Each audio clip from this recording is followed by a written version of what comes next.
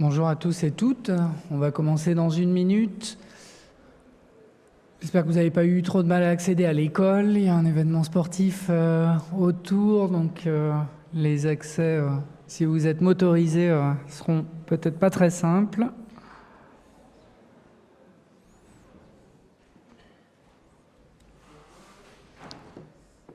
Les portes sont fermées. Je vais passer la parole à Pierre Savary, directeur de l'École supérieure journalisme de Lille. Merci Olivier.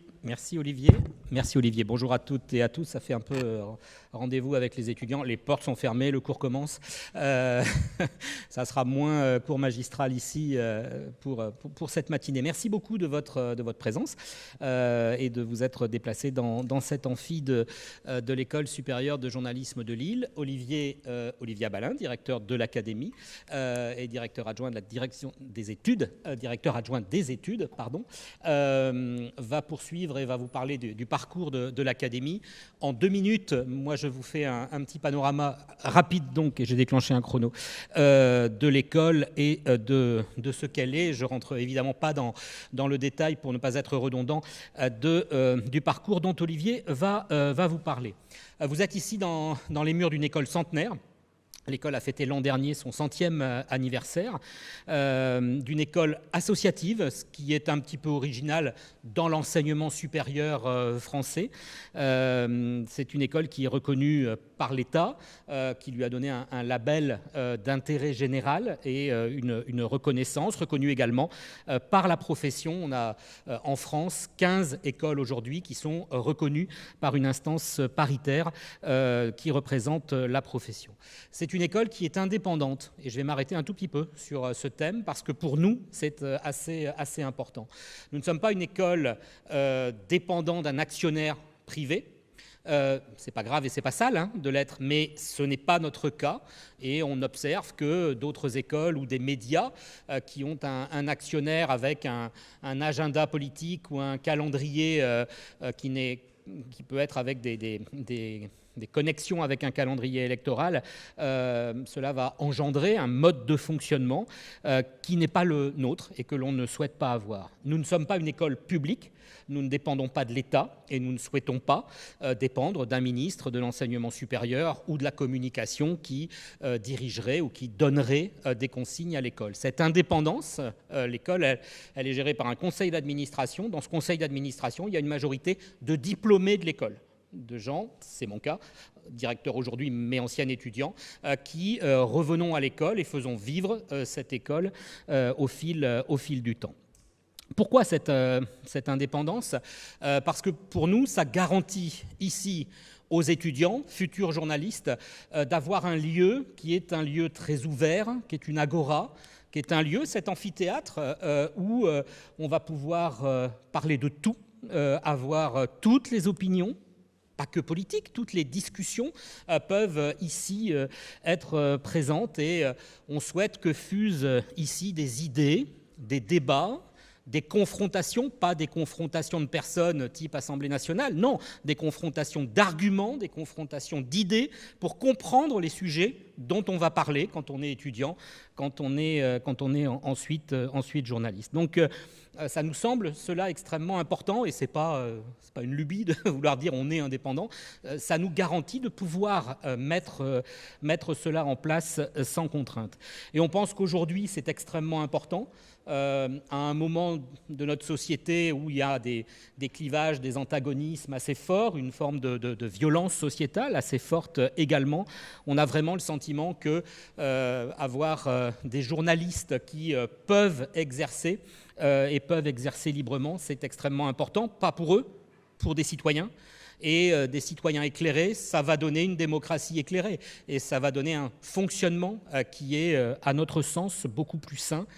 je dis souvent à ceux qui critiquent les journalistes, et parfois à raison, et on est les premiers à les critiquer entre nous et à avoir la critique qui permet d'avancer, mais taper à boulet rouge sur des journalistes et dire c'est mieux dans les autres pays où les journalistes ont moins de droits, je vous invite à faire le tour des pays où les journalistes sont en prison ou ne peuvent pas écrire ce que le pouvoir ne veut pas. Ceux et celles qui veulent aller vivre dans ces sociétés-là, qu'ils y aillent. Je crois qu'on est mieux dans la nôtre, même si elle n'est pas parfaite. On peut tous également en convenir. Voilà, je voulais juste vous dire ces quelques mots sur ce que l'on prône ici, un journalisme de fait et un journalisme de fond qui s'éloigne du buzz, qui s'éloigne de la mousse médiatique qui peut y avoir. On croit assez fortement à cela. Et en 10 secondes, j'ai dépassé mon temps. Maintenant, l'école, ce sont plein de parcours, vous les avez sur les deux côtés de l'amphi, parcours de master, parcours de licence thématisé, je ne rentre pas dans les détails.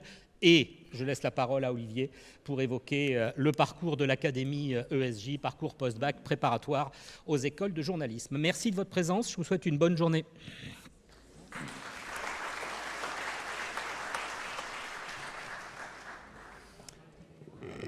Merci Pierre.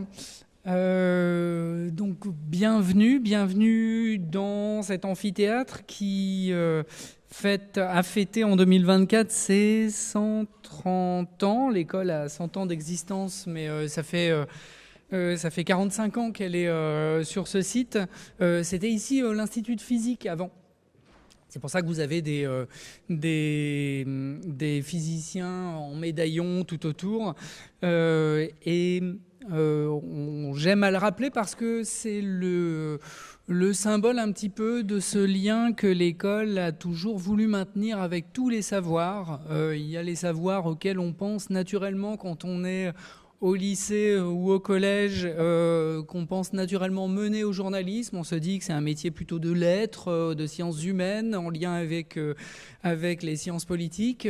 Mais en fait, le journalisme a besoin de ça, mais aussi de savoir scientifique, encore une fois, de sciences humaines, de recul pour savoir présenter des éléments de contexte et être pertinent dans la présentation de l'actualité aujourd'hui, là où on parle beaucoup de santé, bien évidemment. Depuis la crise Covid, on a vu à quel point c'était important d'avoir des journalistes qui savaient en parler. On parle beaucoup d'environnement.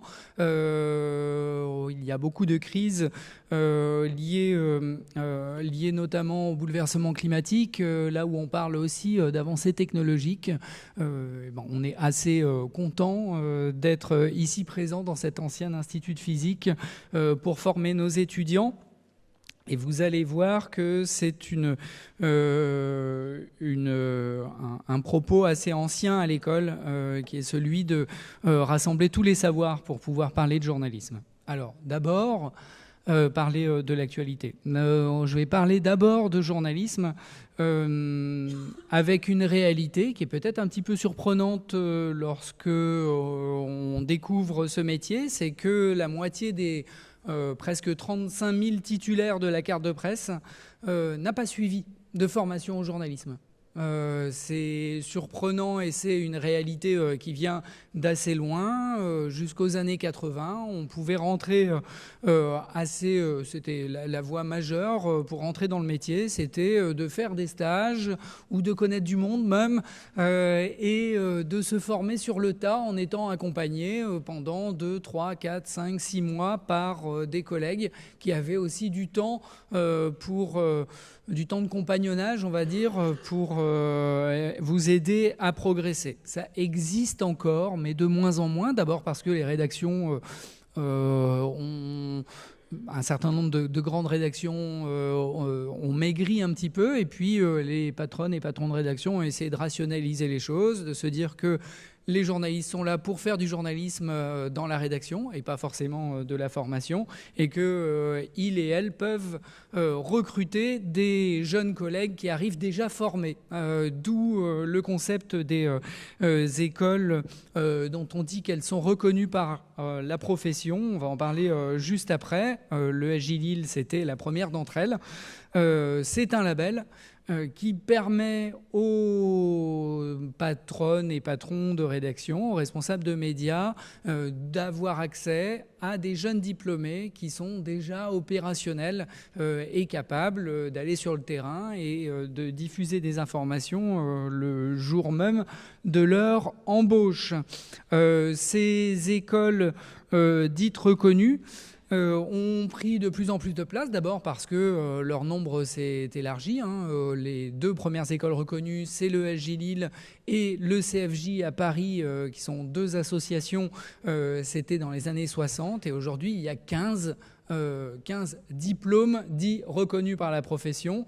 Et la profession, c'est une commission qui est formé de représentants de journalistes et de représentants des médias, donc de patrons et patronnes de médias aussi, qui vont viser les formations sur un certain nombre de critères. Là, le SJ est dans une nouvelle phase d'accréditation.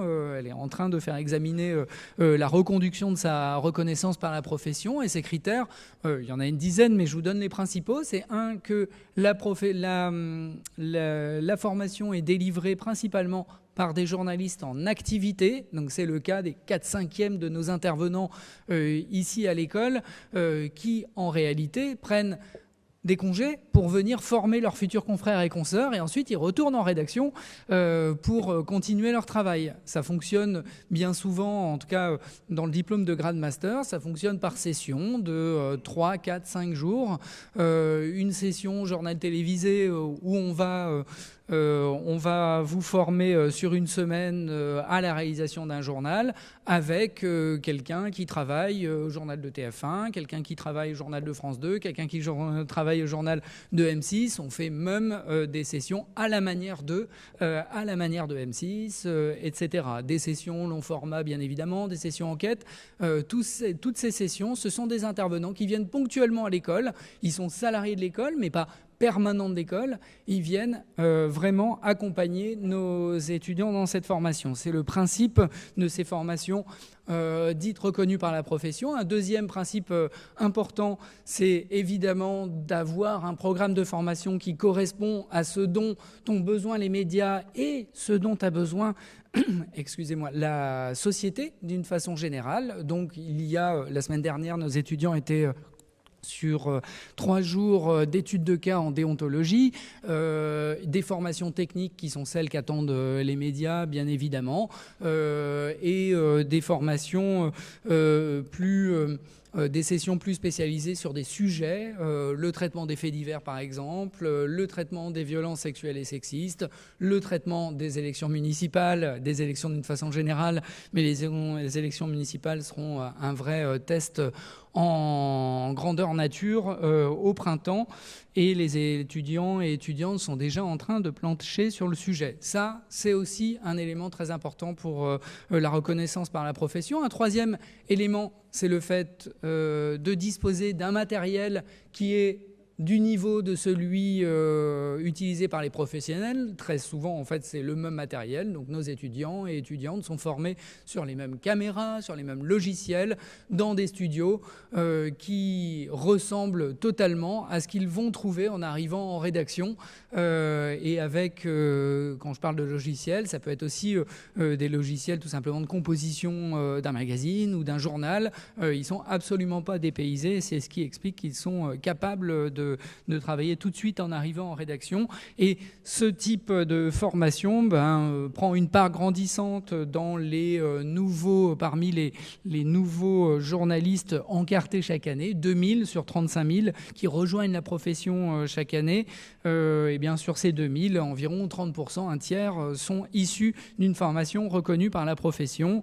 Et pour la petite histoire également, c'est pas uniquement une petite histoire, on a une forme de rééquilibrage qui se produit depuis pas mal d'années avec davantage de journalistes femmes qui rejoignent la profession, davantage de journalistes femmes que de journalistes hommes. Vous voyez la courbe là de l'équilibre homme-femme qui heureusement est en train d'arriver à une répartition à 50-50.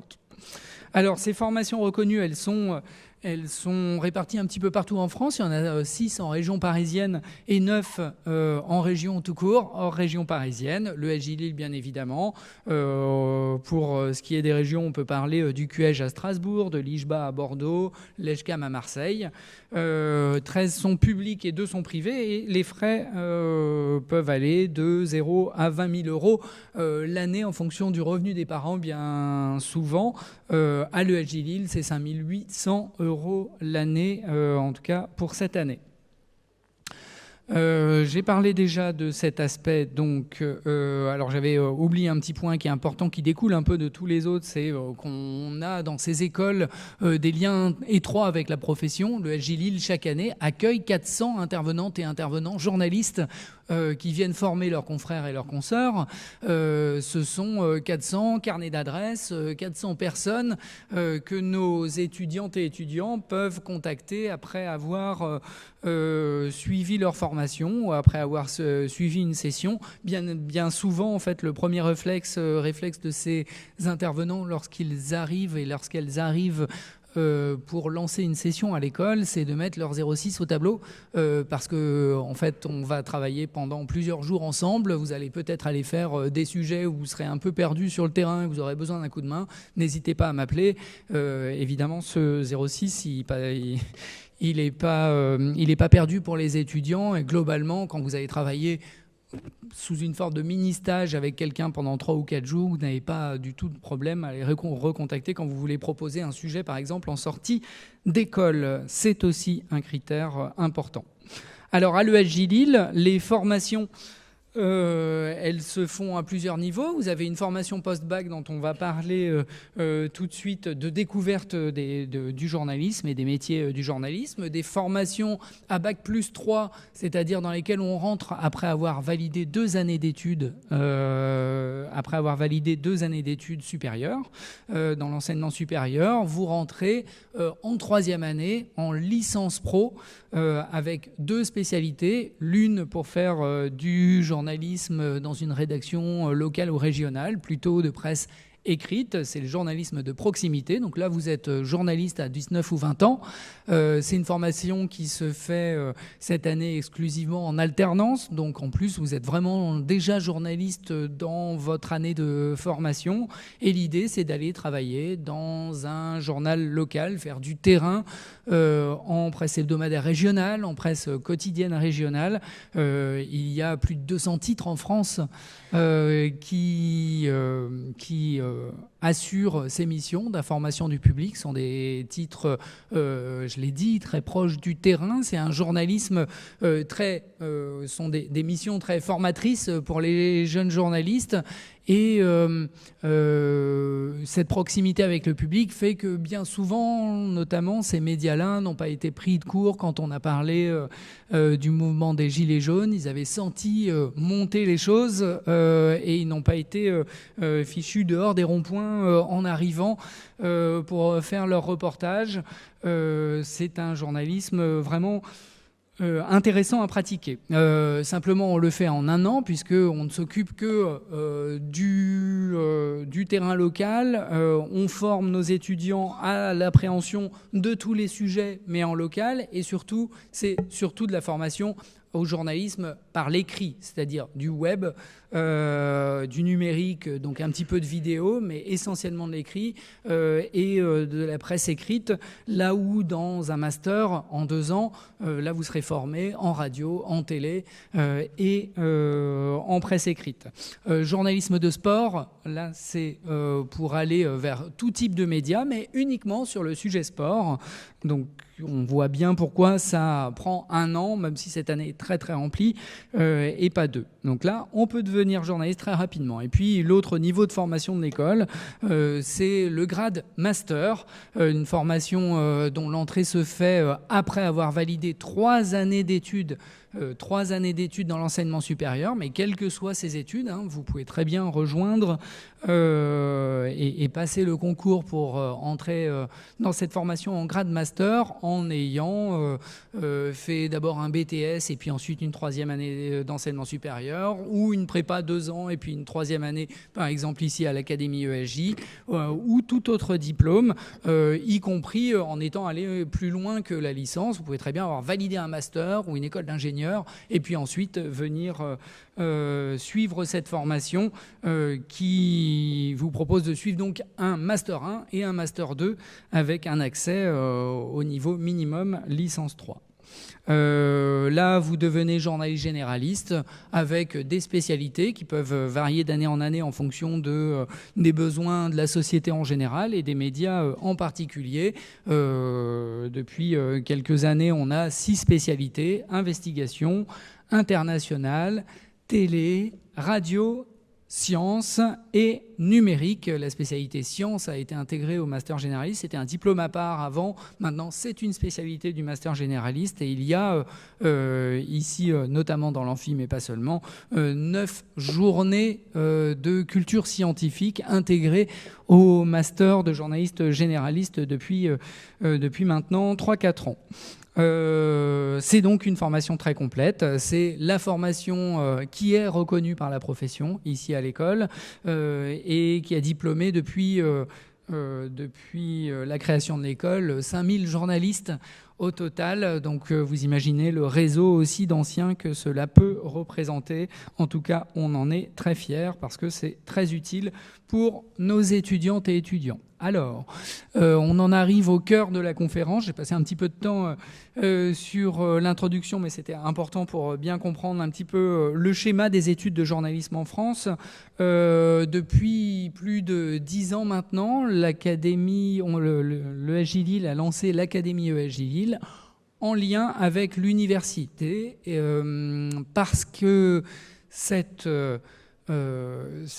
montée des cursus reconnus dans les recrutements des principaux médias en France a eu un effet, j'allais dire négatif, ou en tout cas négatif pour les candidats et candidates qui veulent se présenter au concours. C'est que le nombre de candidats a beaucoup augmenté. L'an dernier, on avait 950 000 candidatures pour 70 places environ. Donc c'est un taux de sélectivité qui chaque année oscille entre 5 et 10% et que l'on retrouve dans tous les cursus reconnus. Tous les cursus n'ont pas autant de place qu'à l'ESJ Lille, mais globalement, on est toujours entre 5 à 10% de sélection. Et on s'est rendu compte qu'au fil des années, avec cette augmentation de la sélectivité, on voyait disparaître peu à peu un certain nombre de profils, notamment universitaires, de nos rangs.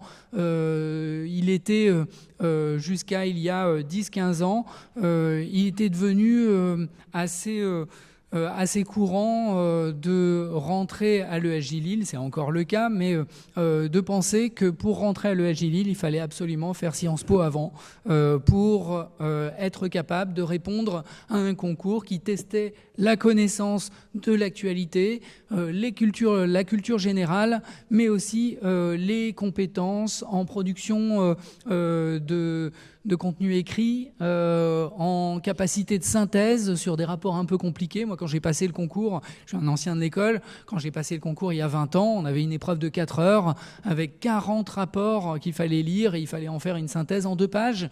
C'est pas forcément un type d'exercice que l'on va pratiquer dans toutes les formations universitaires et a fortiori dans certaines formations qui sont éloignées des sciences humaines, comme c'était la mienne par exemple. Lorsque j'ai passé le concours, je sortais d'une thèse en sciences du climat.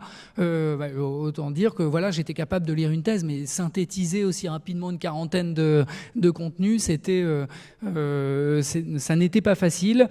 Et donc petit à petit, en fait, les cursus préparatoires se sont orientés vers la science politique ou vers des cursus où on travaille beaucoup la culture générale. Donc, ça peut être aussi l'histoire. Mais on s'est dit avec l'Université de Lille qu'il allait être important de faire revenir des cursus universitaires pour d'abord que ces cursus de journalistes soient beaucoup plus représentatifs de l'ensemble de la société française. Ce sont des très chouettes cursus sciences politiques, bien évidemment, mais quand la moitié, et c'est arrivé, la moitié d'une promotion de futurs journalistes vient de Sciences Po et même de Sciences Po Paris. Vous voyez qu'en termes de représentativité de la population, ça peut poser des problèmes.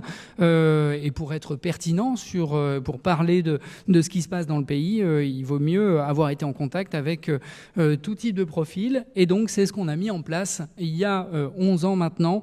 C'est l'Académie ESJ avec un double cursus, en fait un double diplôme par lequel nos étudiantes et étudiants vont venir découvrir les métiers du journalisme avant de passer un concours et de s'investir à fond sur les concours. On a peut-être besoin de savoir un petit peu de quoi le journalisme est fait. Et donc on va venir à l'école s'initier au métier du journalisme et rencontrer des journalistes, et en même temps on sera inscrit aussi à l'université dans l'un des parcours licence partenaires. Vous allez voir qu'il y en a maintenant plus de 30. Vous pouvez être inscrit en licence de géographie, option journalisme. Vous pouvez être inscrit en licence de sociologie, option journalisme. Et dès l'année prochaine, vous allez pouvoir être inscrit par exemple en licence de chimie ou de physique-chimie, option journalisme. Dans votre licence, vous allez recevoir des enseignements de tronc commun et ici, vous recevrez des enseignements d'initiation au journalisme qui vous permettront d'obtenir une équivalence dans votre licence d'origine pour être exempté de certains cours à l'université. Donc vous n'avez pas, c'est un double diplôme, mais vous n'avez pas 2 fois des cours. Lorsque vous êtes en cours à l'ESJ, vous êtes exempté de certains cours et de certains examens à l'université. Et par ce système d'équivalence, vous allez à la fois obtenir votre diplôme de licence à la fin des 3 années, ou à la fin de la première année, votre diplôme de première année de licence. C'est le cas de 95% de nos étudiants ici. On a 95% de réussite en licence pour les étudiants qui sont inscrits dans l'option journalisme.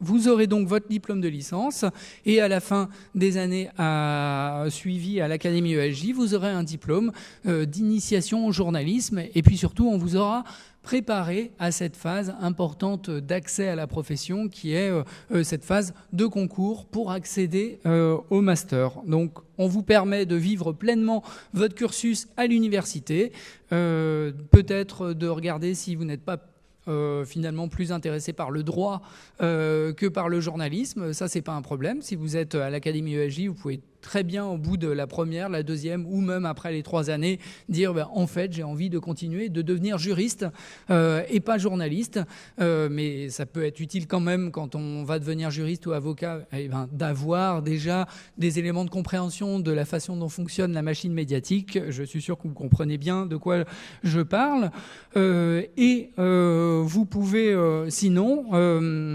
passer les concours et vous aurez toujours avec vous, lorsque vous serez journaliste, le souvenir de ce savoir que vous avez reçu à l'université. En droit, j'en ai parlé, en histoire, en physique-chimie, par exemple. Si vous voulez parler d'environnement en tant que journaliste, ça peut être intéressant d'avoir un cursus scientifique de base. Alors, le planning universitaire, j'en ai parlé, il est aménagé. Vous avez 6 à 8 heures de cours hebdomadaires qui sont dégagés pour vous permettre de venir à l'ESJ Lille. Et donc, là aussi, j'en ai parlé, le contenu pédagogique est conventionné avec l'université jusqu'à 40% du cursus. Ça dépend des licences, mais pour la plupart des licences, ça va être 40% du cursus qui est conventionné. Donc 24 crédits universitaires sur 60 qui sont validés ici par des examens qui se tiennent à l'école. Alors voilà les parcours licence partenaires. J'espère que ça s'affiche bien, mais oui. Vous voyez qu'il y a pas mal de licences de sciences humaines. C'est normal, c'est naturel. Beaucoup d'étudiantes et étudiants qui sont intéressés par le journalisme sont aussi intéressés par la sociologie, par l'histoire, par exemple. Des licences de sciences économiques, juridiques et de gestion, donc droit, administration économique et sociale et éco-gestion. Une licence STAPS pour les activités sportives, une licence de sciences politiques option journalisme. Attention, c'est pas Sciences Po Lille. On est partenaire de Sciences Po Lille par ailleurs sur la formation de niveau master, mais là, quand on parle de sciences politiques, c'est bien la faculté de sciences politiques de l'Université de Lille, dont vous pouvez suivre les enseignements tout en étant présent ici à l'Académie ESJ. Des licences de lettres et de langues. On a 11 langues, je crois, partenaires. Et puis, dès la rentrée prochaine, des licences plus de sciences expérimentales, on va dire. D'aucuns diraient sciences exactes, mais les autres sciences sont aussi exactes, donc c'est compliqué. Mais vous voyez, en bleu, toutes les nouvelles licences qui vont rentrer dans nos parcours. Elles sont 8 et ça fait 33 licences, je crois, ou 32 au total. Alors voilà la composition de la première année de licence qui peut varier d'une année sur l'autre. Il y a quand même des invariants, c'est-à-dire qu'en général, les deux plus grands groupes sont constitués des étudiantes et étudiants de sciences politiques et d'histoire. Droit tient sa place aussi très souvent, bien évidemment. On a toujours 10 étudiants de STAPS parce qu'il y a un volume d'étudiants limite sur cette formation-là et on a énormément de candidatures. Donc c'est toujours au taquet à 10. Et puis voilà, toutes les licences ne sont pas forcément représentées chaque année. Il y a des années on a de l'italien, d'autres années on a du portugais. Et quand j'ai dit que le groupe le mieux représenté, le plus représenté, c'était sciences politiques, en vérité c'est un abus de langage parce que ça n'est pas un groupe comme vous. Aujourd'hui, dans cet amphi, il et elle se retrouvent tous ensemble avec les autres cursus licences lorsqu'on donne un cours magistral de suivi de l'actualité, de littérature. On va revenir un petit peu sur le programme des cours. Et l'esprit de l'Académie ESJ, c'est justement qu'il y ait ces échanges aussi et que les étudiants d'anglais, par exemple, ou d'éco-gestion puissent réagir sur le cours et apporter aussi leur façon de voir les choses et leur questionnement en complément de ceux qui seraient apportés par les étudiants qui sont inscrits et inscrites en sciences politiques. Alors les enseignements à l'Académie ESJ, c'est d'abord une appréhension de la diversité des métiers du journalisme. En première année, toutes les semaines, vous avez une rencontre de 2 heures avec un ou une journaliste en particulier, ici dans cet amphi, avec beaucoup de questions-réponses. Les journalistes que l'on invite peuvent être journalistes en charge du service politique à BFM, par exemple. La semaine d'après, ça sera un ou une journaliste qui a produit une BD pour raconter ce qui s'est passé sur telle ou telle affaire. La semaine d'après, ça sera une journaliste d'investigation. La semaine d'après, ça sera éventuellement un journaliste de sport. Et comme ça, en rencontrant ces photojournalistes, ces reporters vidéo, ces reporters télé, ces journalistes radio, ces correspondants et correspondantes à l'étranger, nos étudiantes et étudiants ont une vue un petit peu plus concrète de la diversité des carrières possibles.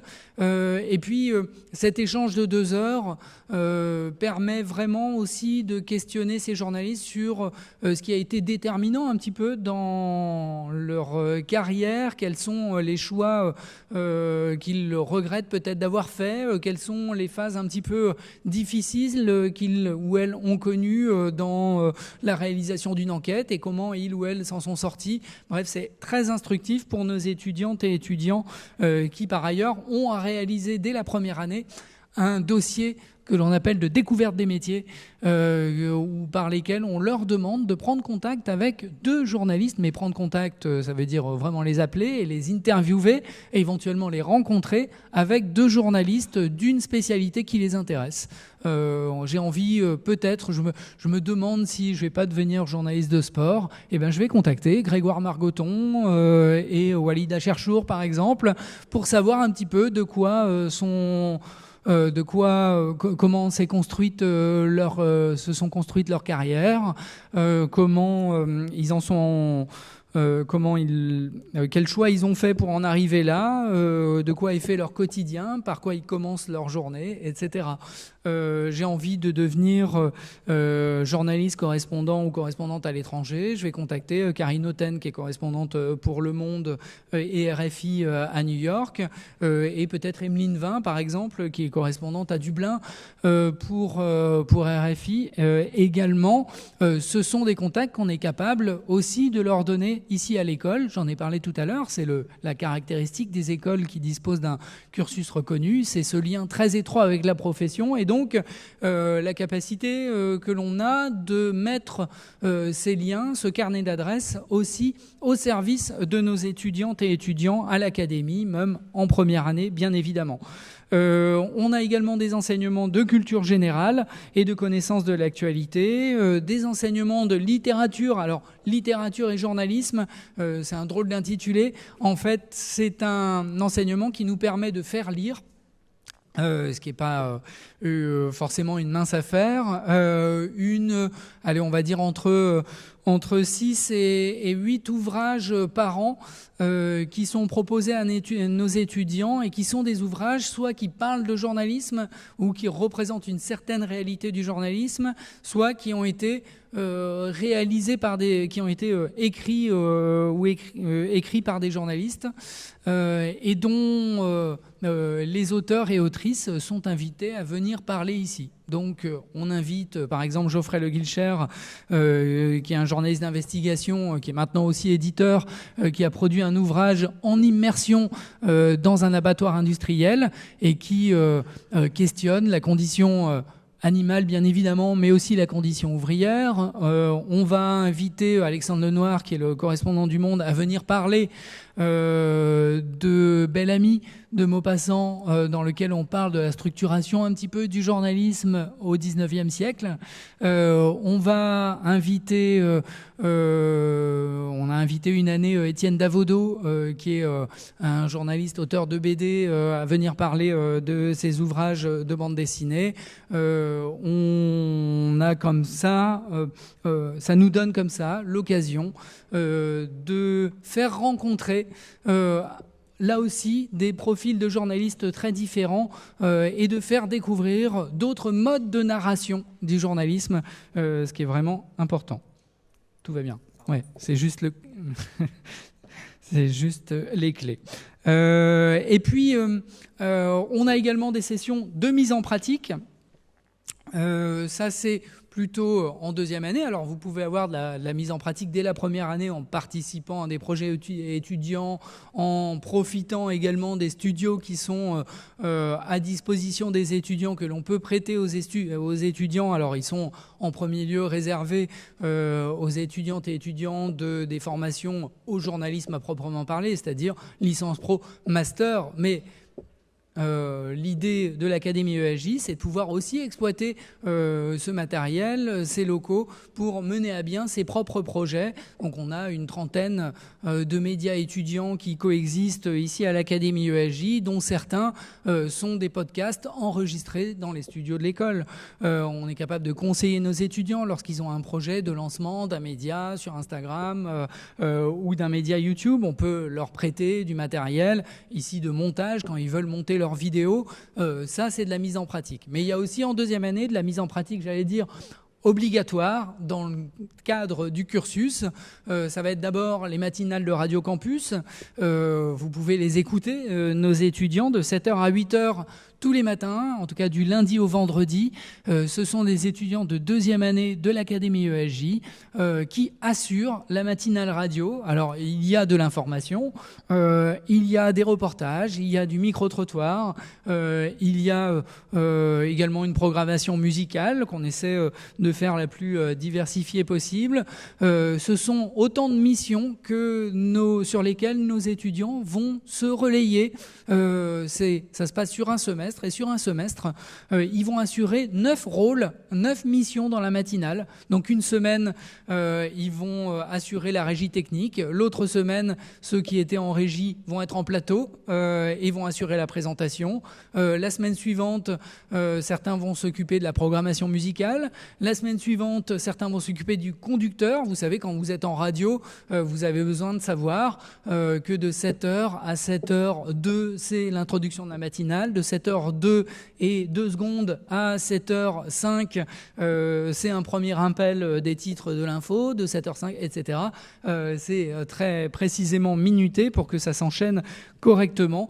Et bien, c'est ce que font nos étudiants pendant tout un semestre sur Radio Campus. Donc Radio Campus, si vous le tapez sur Google, Radio Campus Lille, vous pourrez accéder à cette matinale et l'écouter en différé ou en direct si ça vous intéresse.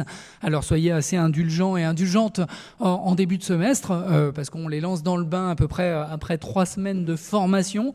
Donc les voix sont parfois un peu hésitantes, chevrotantes en début de semestre, mais vous allez voir que très rapidement, là maintenant à partir du mois de novembre et puis pour le semestre prochain à partir du mois de février, on a de l'assurance.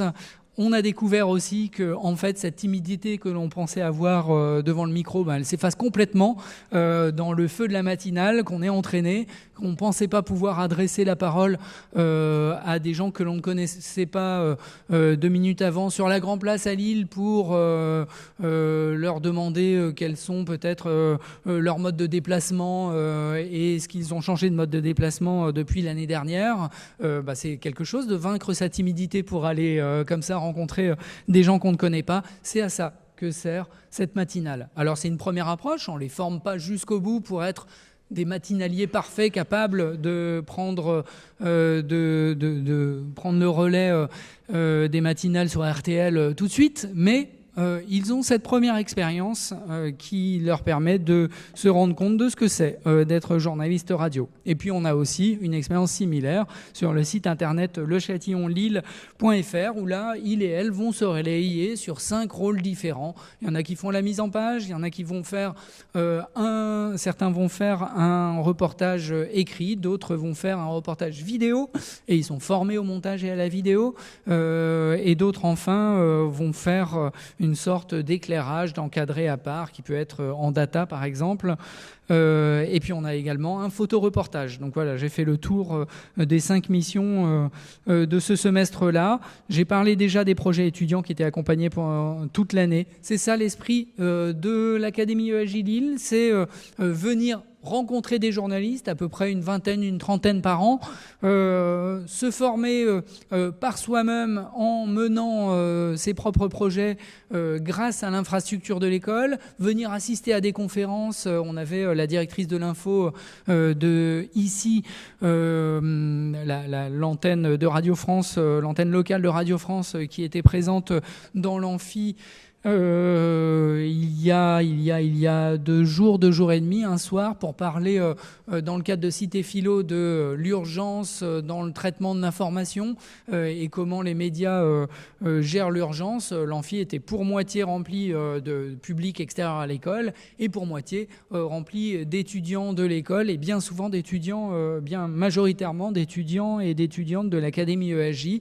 Ça, ce sont également des contenus que l'on propose à nos étudiants. Et puis des sessions de mise en pratique pour se mettre un petit peu le pied à l'étrier ou le stylo dans la main ou le clavier sous les doigts et voir, après avoir découvert en discutant avec des journalistes les réalités du journalisme, voir vraiment comment on pratique ce métier et si ça nous plaît. Alors on a avec nous Johan Pérignot, qui est étudiant en 3e année à l'Académie, qui a proposé de venir témoigner un petit peu de son expérience à l'Académie. Johan, est-ce que vous voulez nous parler, vous avez un micro à main là, est-ce que vous voulez nous parler un petit peu de l'enchaînement de ces 3 années, comment vous avez vécu ça et avoir un petit retour peut-être sur la première, le deuxième et la 3e année? Avec grand plaisir. Donc, bonjour à toutes et à tous. Johan Pérignot, L3 STAPS Académie ESJ.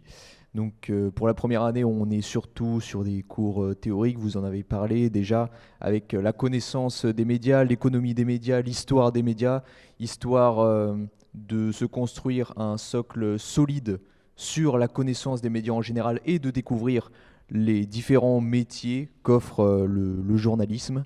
En 2e année, on est plus sur le côté pratique, avec, vous l'avez entendu, les ateliers radio et web. À noter qu'on a des sortes de coachs, de professeurs spécialisés dans ces 2 matières, dans ces 2 médias. Ainsi, on a des retours à chaque fois, à chaque travail, pour progresser dans la tâche qu'on a accomplie et dans le domaine général de la radio, du web. Donc c'est très intéressant. À noter que pour le web, on est spécialisé dans le journalisme de solutions. Donc on essaie d'apporter des réponses ou au moins des éléments de réponse sur des sujets que vous pouvez rencontrer au quotidien et qui nous concernent toutes et tous. Donc c'est vraiment très intéressant à étudier. Cette année cette 2e année permet aussi d'aller sur le terrain, de concrétiser un petit peu cette découverte du journalisme, puisque le terrain c'est un petit peu le cœur du métier, en tout cas selon moi, mais c'est aussi ce qu'on nous apprend un petit peu à l'Académie. Donc se confronter aux personnes, à leurs avis, et tout simplement partir à la rencontre des gens, puisque c'est ça le journalisme, c'est relayer l'information. Voilà, et donc pour la 3e année, c'est la préparation au concours, avec un coach qui nous est dédié. On est un petit groupe de 15, et donc on est suivi par la même personne pendant tout un semestre. Pour avoir différents points de vue aussi, on change de coach au 2e semestre. Nous sommes entraînés sur des exercices que l'on demande au concours des écoles de journalisme pour les entrées en master, donc c'est très concret aussi.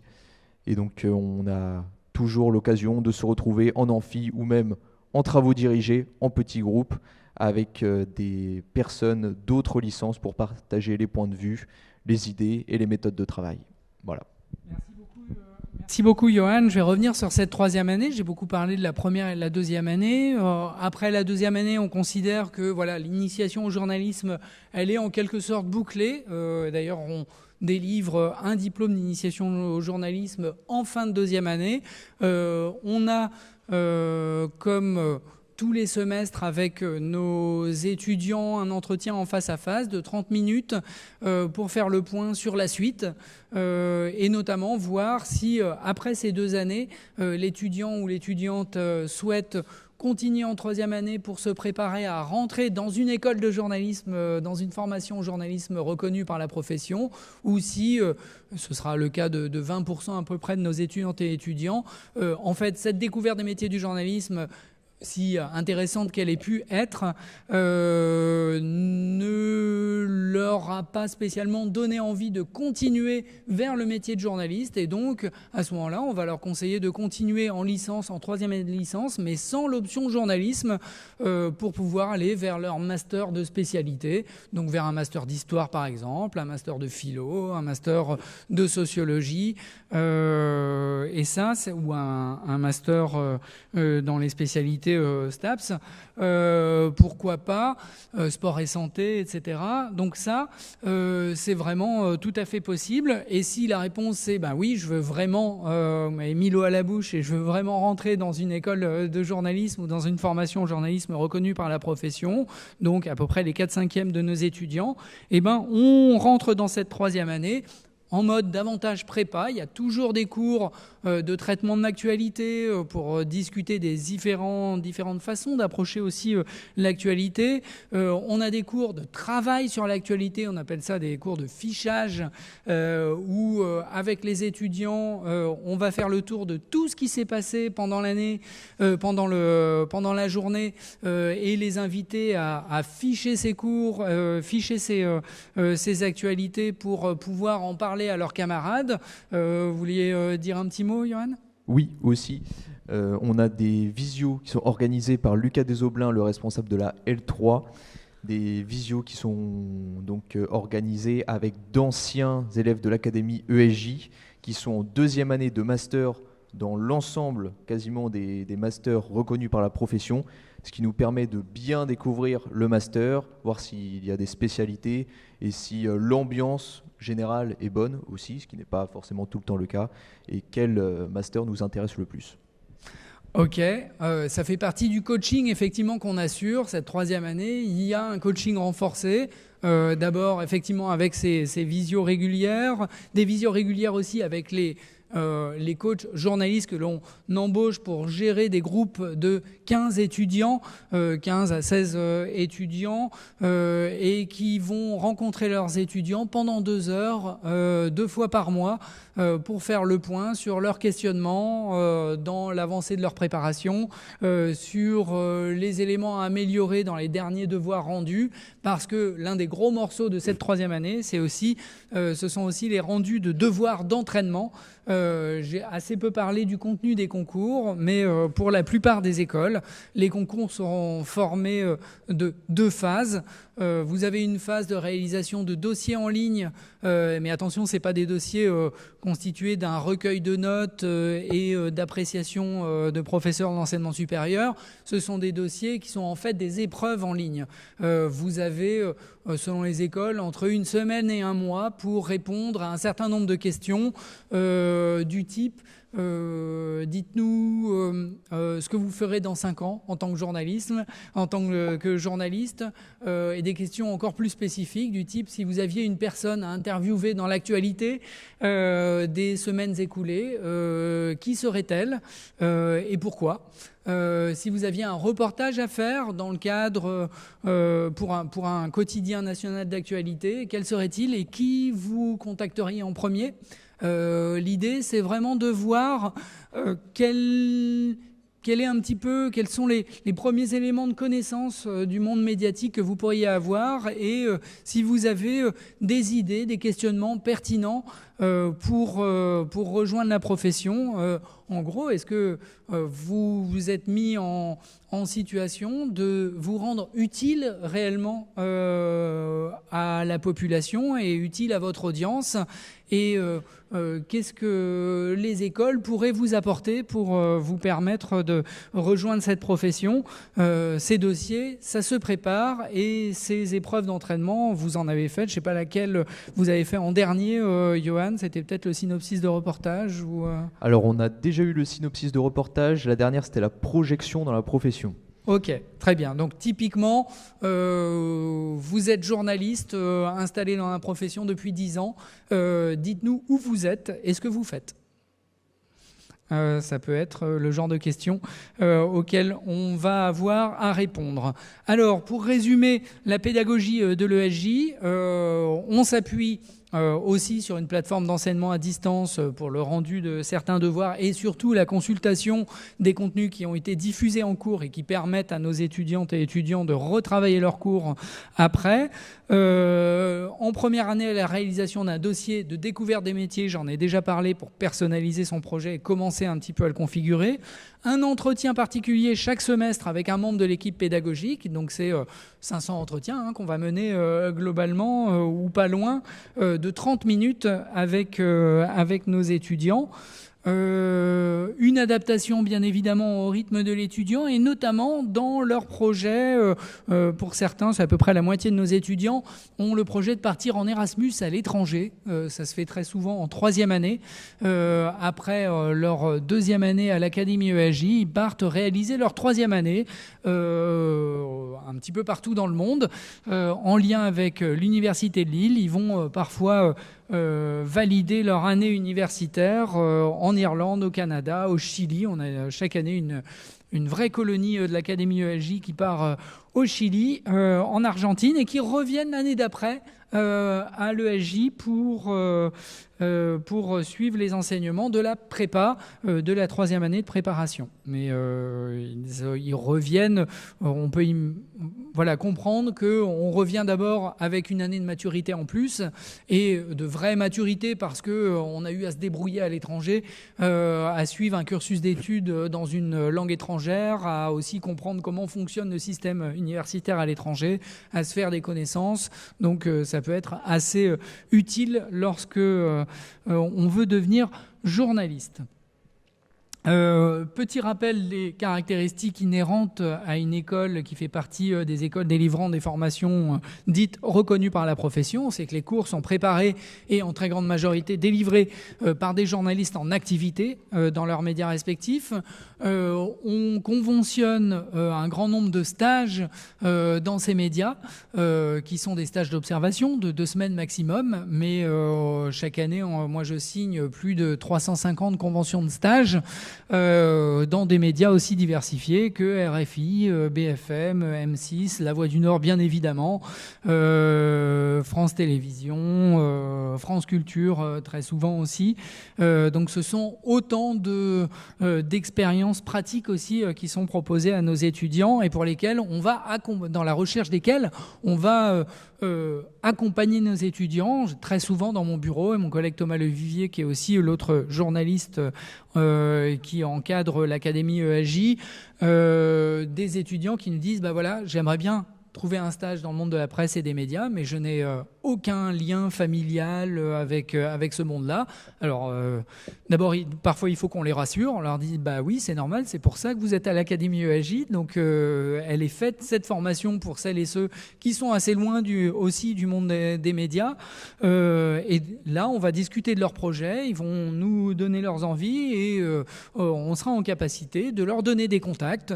On ne leur tient pas le stylo pour écrire le mail, mais on est capable de les accompagner pour leur dire, là, dans telle rédaction, vous pouvez contacter telle ou telle personne et voilà comment vous pourriez un petit peu tourner votre candidature. Les premiers conseils sur la première rédaction d'une lettre de candidature, ça peut être très très important quand on est en première année d'études supérieures. Alors voilà les résultats de l'Académie ESJ. Vous vous souvenez du chiffre que j'ai donné, à peu près 5 à 10% de réussite dans chacun des cursus dits reconnus par la profession, 5 à 10% de réussite.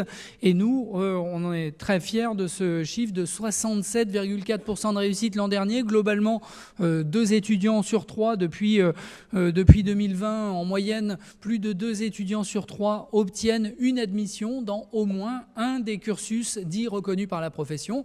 Attention, c'est pas le taux de réussite à l'ESJ Lille, c'est dans n'importe lequel les cursus dits reconnus par la profession. Évidemment, nos étudiantes et étudiants, on les incite à plutôt candidater dans plusieurs formations à la fois, plusieurs masters qui peuvent leur convenir, en général entre 5 et 10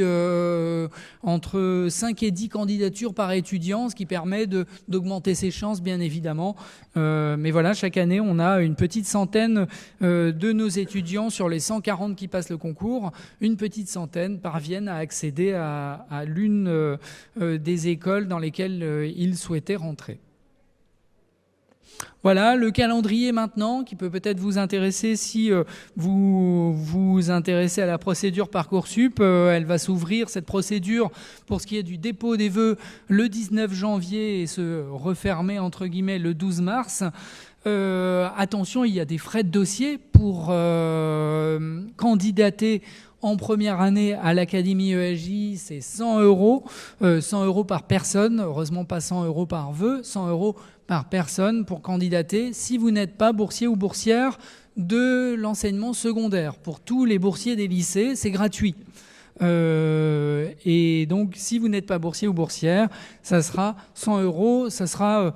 ce seront des frais qui sont à payer directement sur Parcoursup. Vous serez orienté automatiquement là-dessus. Les dossiers, pourquoi il y a des frais ? C'est parce que ces dossiers sont tous lu par l'équipe de l'Académie ESJ. Donc on y passe, on est 7 dans le service, on y passe un mois complet entre la mi-avril et la mi-mai pour à la fois traiter les résultats scolaires. Ça, il y a une forme de traitement algorithmique pour établir un score scolaire agrégé à partir de vos notes de français, d'anglais, d'histoire-géographie et de moyenne générale. Donc si vous êtes très très forte en théâtre ou très très fort en danse contemporaine, si vous avez pris ce type de spécialité, ça va compter aussi dans votre moyenne générale et donc ça va aussi compter dans notre façon de noter votre dossier. C'est important pour nous que vous vous épanouissiez vraiment pleinement dans toutes les spécialités que vous avez prises. Et puis pour 50%, on va aussi attribuer une note dite de motivation à partir des éléments que vous allez raconter sur votre projet dans les parties activités et centres d'intérêt, ce que vous avez fait peut-être comme stage ou bien même ce que vous avez ouvert comme blog ou vos expériences peut-être même ponctuelles d'ouverture de podcast ou de participation à l'organisation d'une conférence, tout ce qui pourrait servir à un ou une future journaliste qui est en lien avec la prise de contact avec je sais pas, des personnes en situation de décision politique, économique par exemple, des acteurs associatifs, mais aussi la production de contenu pour un public que vous ne connaissez pas. Tout ça, ce sont des éléments dont il faudra nous parler et sur la base desquels on va également noter votre dossier. Attention, on lit aussi, je dis attention, mais il n'y a pas de raison, mais on lit aussi beaucoup les appréciations des enseignants en terminale et en première pour voir s'il est fait état d'une progression, une progression aussi peut-être même dans l'état d'esprit. On peut être un peu éparpillé en première et puis en terminale avoir des commentaires parfois dithyrambiques sur l'implication et ça compte très fort pour nous ce genre d'appréciation aussi. Donc vous voyez bien que ça prend un certain temps et c'est ce qui explique que l'on perçoive des frais de dossier parce qu'on n'a jamais voulu passer par un traitement purement algorithmique où on traite que les notes sans vraiment regarder les spécificités des unes et des autres. Alors on a 31, c'était pas 33 pardon, parcours partenaires qui seront alors c'est encore en cours de calage, mais très probablement regroupés en 6 portails sur Parcoursup. Donc 6 portails qui vont regrouper plusieurs licences chacun. Un portail lettres et langues qui regroupe 13 parcours. Un portail sciences humaines et sociales globalement qui regroupe 5 parcours. Un portail spécifique pour STAPS parce que c'est très demandé et qu'il y a un nombre de places très limité. Un portail spécifique pour sciences politiques, même raison, très demandé, nombre de places plus élevé que STAPS, mais on a énormément de demandes. L'an dernier, 4600 demandes pour 50 places. Un portail de sciences économiques et juridiques et de gestion, donc droit à administration économique et sociale, et un portail spécifique, probablement spécifique aux sciences expérimentales avec 8 parcours. C'était ça le code couleur de tout à l'heure. Ça regroupe vraiment les portails. Et l'explication de ces portails, c'est que vous allez mettre un vœu, par exemple, dans le portail lettres-langues.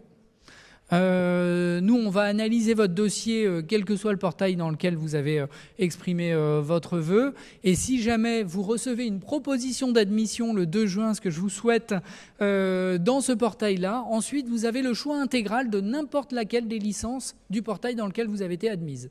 Donc, si vous êtes admise en lettres langues, à partir du 2 juin, vous aurez un certain nombre d'heures et de jours pour vous décider, pour rejoindre soit LLCER allemand, soit LLCER japonais, soit peut-être lettres modernes, etc.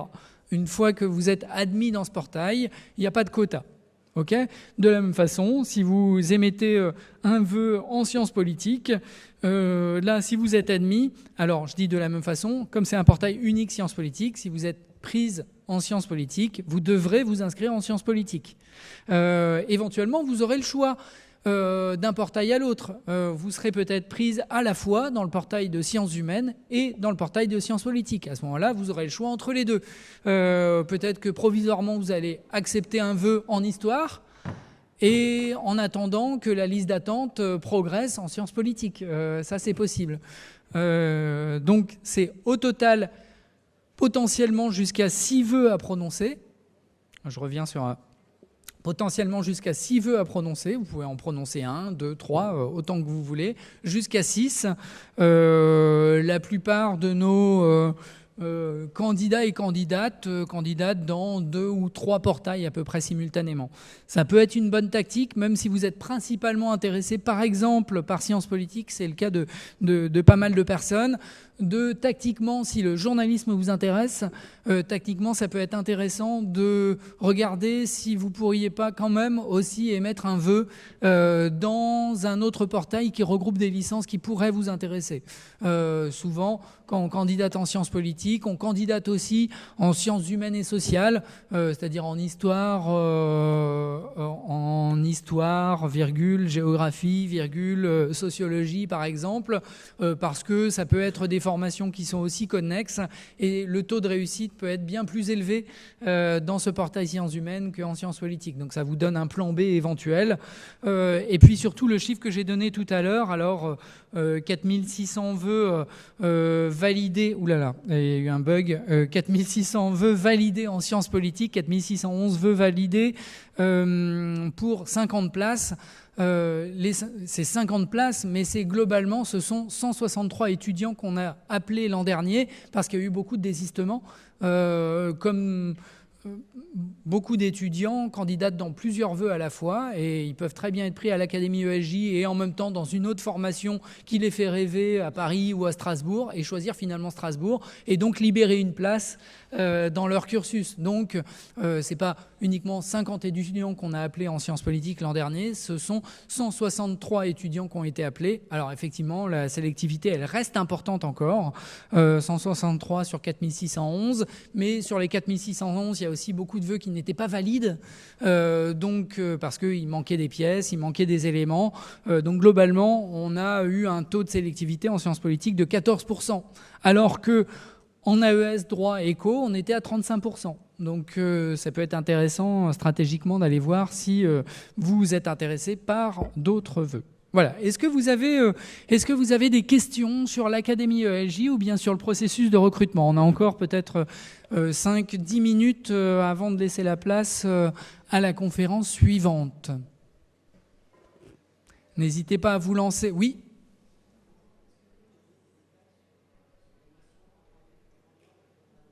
Sur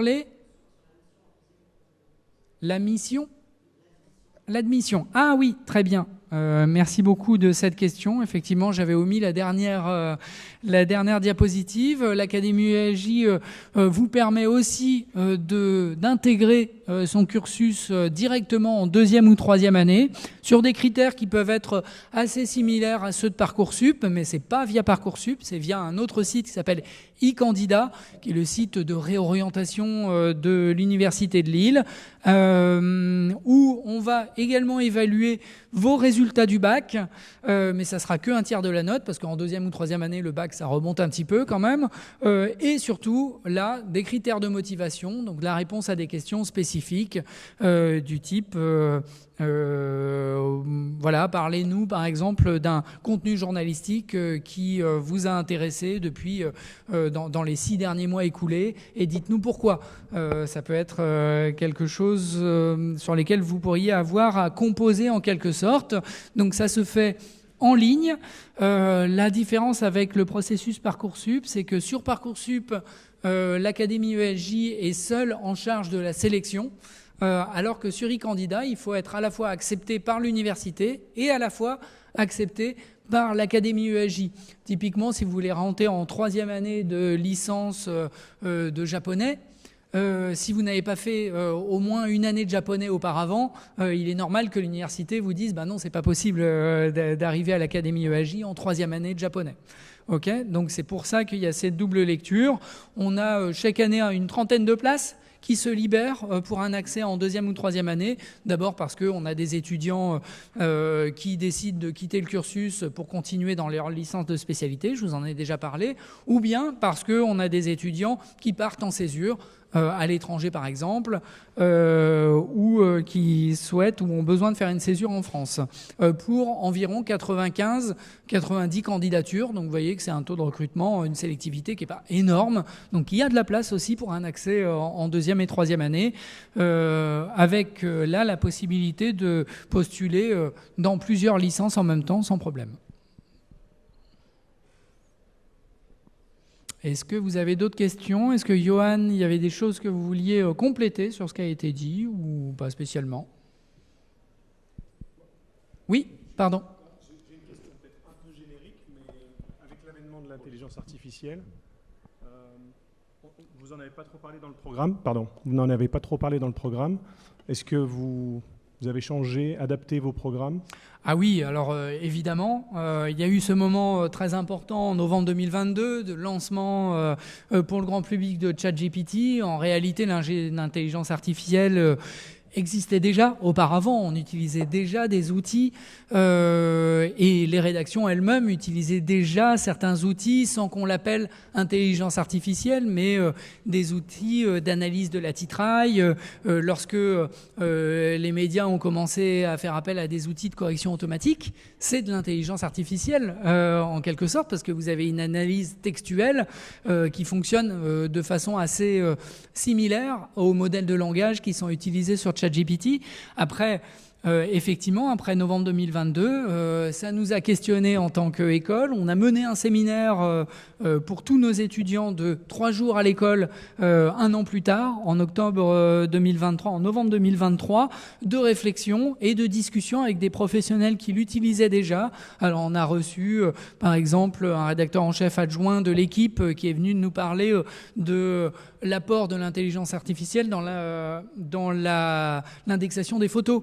Quand vous rentrez d'un match en tant que photoreporter de sport, vous avez dans votre boîtier 15 000 photos. Parce que vous avez fait des photos en rafale de n'importe quelle action sur laquelle vous vouliez avoir le moment où le meilleur joueur a marqué son but ou la meilleure joueuse a marqué son but. Bah derrière, c'est un grand temps de traitement. C'était un grand temps de traitement pour les journalistes pour indexer ces photos. D'abord, trouver les plus nettes, les plus intéressantes. Et puis derrière, indexer, c'est-à-dire mettre des mots-clés pour que l'iconographie, le service en charge de choisir les photos pour illustrer les articles, sache repérer où est Marinette Pichon sur la photo, où est Kylian Mbappé, où est Wembayama, etc. Bah ça peut se faire automatiquement maintenant. En tout cas, en partie automatiquement avec un contrôle a posteriori. Donc c'est un temps gagné qui est très important.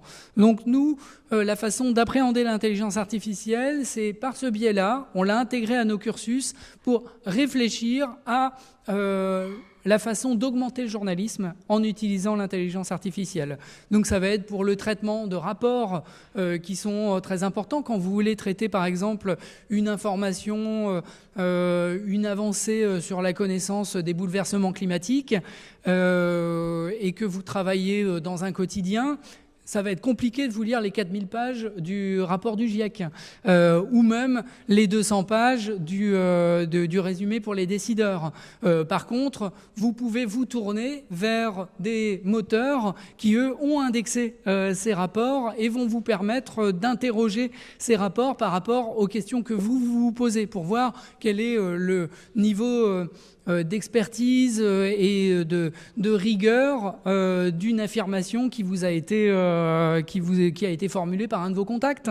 Donc c'est une façon de gagner du temps et d'être plus pertinent dans l'appréhension des situations. Donc ça tient une place qui n'est pas majeure dans nos cursus, mais on l'utilise et on fait en sorte surtout que nos étudiants l'utilisent à bon escient, c'est-à-dire réfléchissent à l'outil et réfléchissent aussi à son usage, y compris à son impact environnemental, par exemple.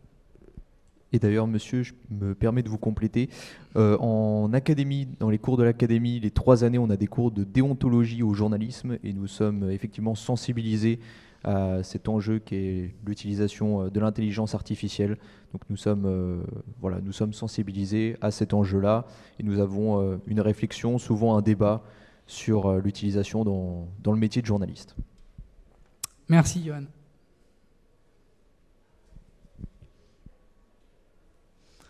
Alors, s'il n'y a pas d'autres questions, je vais vous inviter aller maintenant sur les ailes de l'amphi, où vous allez pouvoir découvrir pas mal de stands. Il y a un stand international, il y a un stand académie où vous allez pouvoir discuter en particulier avec des responsables pédagogiques de l'académie et des étudiants.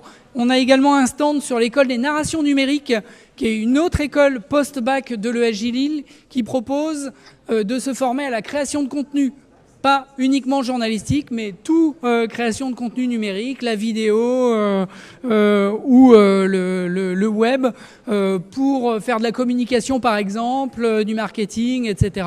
C'est aussi l'une des palettes offertes par l'école et c'est juste derrière l'amphi. Merci à vous.